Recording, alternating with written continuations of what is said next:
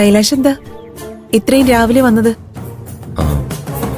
മാഡത്തിനോട് സംസാരിച്ചതിന് ശേഷം ഞാൻ ഇതുവരെ പാർവതിയോട് നടന്ന കാര്യങ്ങളെപ്പറ്റിയോ എന്റെ പ്രണയത്തെപ്പറ്റിയോ ഒന്നും സംസാരിച്ചിട്ടില്ല.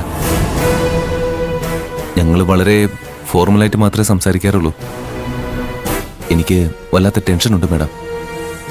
പാർവതി എന്നെ വിട്ട് ഒരുപാട് അകന്നു പോയതുപോലെ എനിക്ക് തോന്നുന്നു. മാഡത്തിന് എന്നെ ഒന്ന് സഹായിക്കാൻ പറ്റുമോ? കൈലാഷ്, ഞാനൊന്ന് ഫോൺ ചെയ്തോട്ടെ.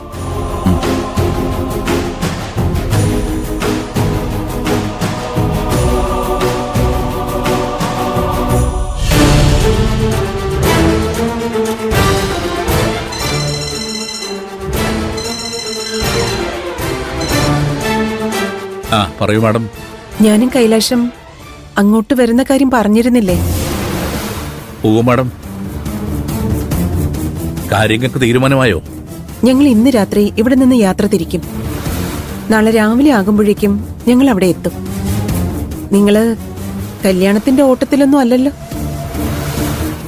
അല്ല, നിങ്ങൾ സമാധാനമായി ഇങ്ങോട്ട് എത്തിക്കോളൂ. പിന്നെ ഞാൻ പറഞ്ഞതുപോലെ പാറുവിനെ ഒന്നും അറിയിക്കണ്ട. ഇല്ല മാഡം, ഞങ്ങൾ പാറുവിനോടൊന്നും പറയുന്നില്ല. മാഡം എത്തിയാ മതി. ശരി, എന്നാ നാളെ കാണാം. ഓ ശരി മാഡം.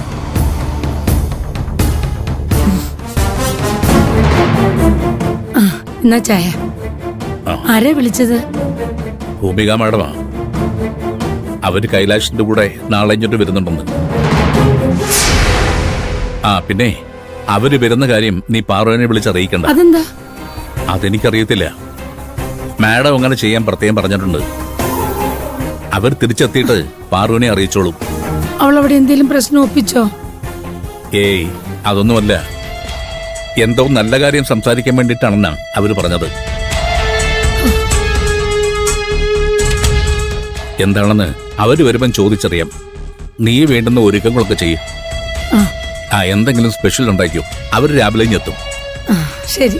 ഓ പിന്നെ ലക്ഷ്മിയോടൊന്നും പറയാൻ നിൽക്കണ്ട. അവൾ അപ്പൊ തന്നെ പാറുവിനെ വിളിച്ചറിയിക്കും. ശരി. മാഡം ആരെ കാണാൻ പോകുന്ന കാര്യം സംസാരിച്ചോണ്ടിരിക്കുന്നത്? പാറുവിന്റെ അച്ഛനെ. ജനകരങ്ങളെയോ? അതെ. നമുക്ക് അദ്ദേഹത്തെ നേരിട്ട് കണ്ട് പാറുവിനെ നിനക്ക് കല്യാണം കഴിപ്പിച്ച് തരുമെന്ന് ചോദിക്കാം. നീ മാന്യമായി അവളോട് പ്രണയം തുറന്നു പറഞ്ഞു. അവളും അത് മാന്യമായി നിരസിച്ചു. പാറുവിനോട് സംസാരിച്ചപ്പോ അവൾ ഏറ്റവും കൂടുതൽ പ്രാധാന്യം നൽകുന്നത് കുടുംബത്തിനാണെന്ന് എനിക്ക് തോന്നി. ഒരുപക്ഷെ അവൾ പ്രണയം വേണ്ടെന്ന് ചിന്തിക്കുന്നതിന് കാരണം അവളുടെ അച്ഛനും അമ്മയും തീരുമാനിക്കുന്ന പയ്യനെ കല്യാണം കഴിക്കൂ എന്ന് തീരുമാനിച്ചതുകൊണ്ടായിക്കൂടെ? അവര് നിങ്ങളുടെ കല്യാണത്തിന് സമ്മതിച്ച ഒരുപക്ഷെ പാറുവും നിന്നെ സ്വീകരിച്ചെന്ന് വരും. ഞാൻ പലതവണ പാർവതിയുടെ അച്ഛനോട് സംസാരിക്കാൻ ശ്രമിച്ചിട്ടുണ്ട് മാഡം. പക്ഷേ അപ്പോഴൊക്കെ ഓരോ പ്രശ്നങ്ങൾ കാരണം അത് നടക്കാതെ പോയി. ഇത്തവണ നിന്റെ കൂടെ ഞാനുണ്ട്. എന്തൊക്കെ പ്രശ്നങ്ങളുണ്ടെങ്കിലും ഞാൻ പാറുവിന്റെ അച്ഛനോട് എല്ലാ കാര്യങ്ങളും സംസാരിച്ചോളാം. നീ വീട്ടിൽ ചെന്ന് പറഞ്ഞിട്ട് വാ, നമുക്ക് ഒരുമിച്ച് പോവാം. ഓക്കെ മാഡം, ഞാൻ ഇപ്പൊ തന്നെ പറഞ്ഞിട്ട് വരാം. ഓ അയ്യോ സോറി മാഡം, പറയാൻ മറന്നു. Thank you madam. Thank you so much. ഞാൻ വേഗം വരാം. ഓക്കെ, ശരി.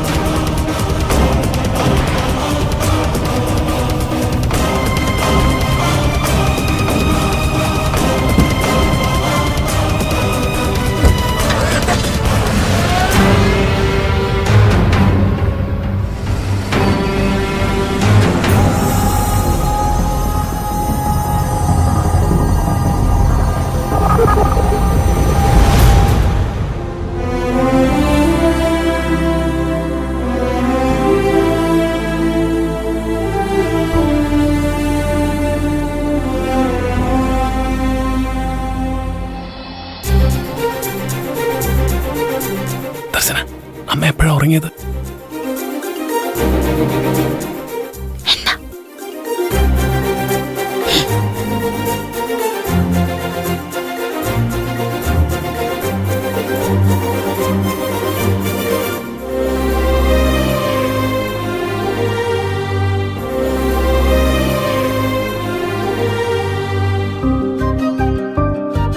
അമ്മേ അമ്മേ എണീക്കമ്മേ.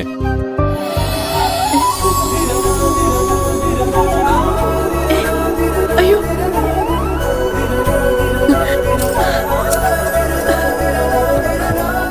ഇതെപ്പോഴാ കിട്ടിയത്? പോലീസുകാർ കള്ളന്മാരെ പിടിച്ചു. അവര് തന്നെയാ ഈ മാല എന്നെ ഏൽപ്പിച്ചത്.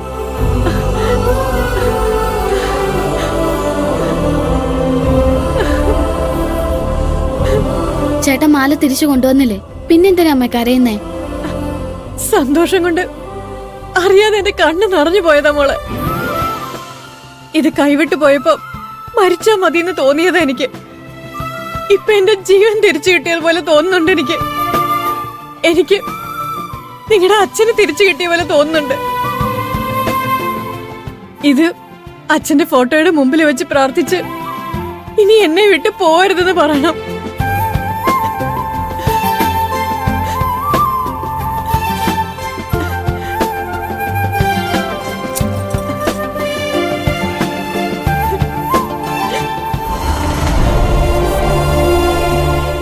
ഞാൻ കരയുന്നത് നിങ്ങൾ കേട്ടിട്ടുണ്ടാവും. അതുകൊണ്ടാ ഇത്രയും പെട്ടെന്ന് മാല തിരിച്ചു കിട്ടിയത്. ഇനി ഒരിക്കലും എന്റെ കൈവിട്ടു പോവാതെ നിങ്ങളെ സംരക്ഷിക്കണം. ഇത് കുറച്ചു നേരം ഇവിടെ ഇരുന്നോട്ടെ. ഈ മാല കണ്ടുപിടിച്ചത് ആരാണെങ്കിലും അവർക്ക് നല്ലത് സംഭവിക്കട്ടെ. ഇത് കുറച്ചു നേരം ഇവിടെ തന്നെ ഇരിക്കട്ടെ.